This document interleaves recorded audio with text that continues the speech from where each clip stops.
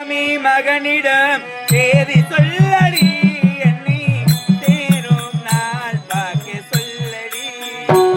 அந்த சிவகாமி மகனிடம் செய்தி சொல்லடி, என்னை தேரும் நாள் பார்க்க சொல்லடி.